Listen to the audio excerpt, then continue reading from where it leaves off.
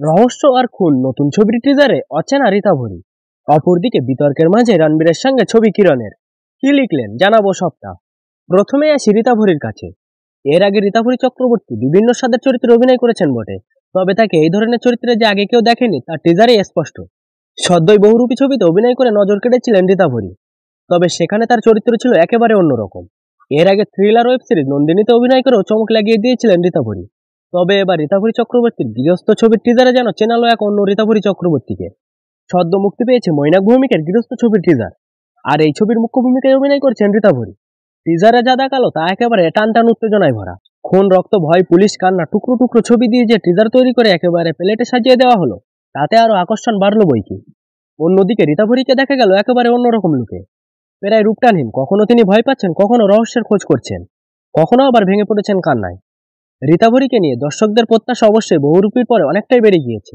বহুরূপী ছবিতে আবিরের বিপরীতে অভিনয় করেছিলেন তিনি, আর এই ছবিতে তাকে দেখা যাবে সৌরভ দাসের বিপরীতে। অপরদিকে বিতর্ক ক্রমেই বাড়ছে ইউটিউবার ও পডকাস্টার রণবীর আলাবাদিয়াকে নিয়ে। ডিয়ার বাইসেপস নামে পরিচিত এই তারকার করা কুৎসিত মন্তব্য নিয়ে চারিদিক তোলপাড়। ওদিকে এইসবের মধ্যে মহাসমস্যায় বাংলায় অরপে কিরণ দত্ত। বাংলার প্রথম সারির ইউটিউবার তিনি। আর এক ইউটিউবার রণবীরের এমন মন্তব্য নিয়ে তার প্রতিক্রিয়া জানতে অনেকেই যোগাযোগ করেন তার সঙ্গে। এতদিন মুখ না খুললেও এবার মুখ খুললেন কিরণ। রণবীরের সঙ্গে এক ছবি শেয়ার করে তিনি লেখেন, বাংলার সমস্ত নিউজ মিডিয়াকে আমি একেবারেই বলতে চাই, এই লোকটিকে আমি চিনি না, এটাই এআই ছবি, এবং উনি কেন আমাকে ইনস্টাগ্রামে ফলো করে আমি জানি না। তিনি এও জানান এই গোটা বিষয়ে তার কোনো মন্তব্য নেই। কিরণ সম্ভবত মজার ছলেই লিখেছেন তারও রণবীরের ছবিটি এআই, তবে আদপে তা নয়। ইউটিউবে আয়োজিত ফ্যানফেস্টে দেখা হয়েছিল দুজনের, সেখান থেকে এই ছবি তোলা।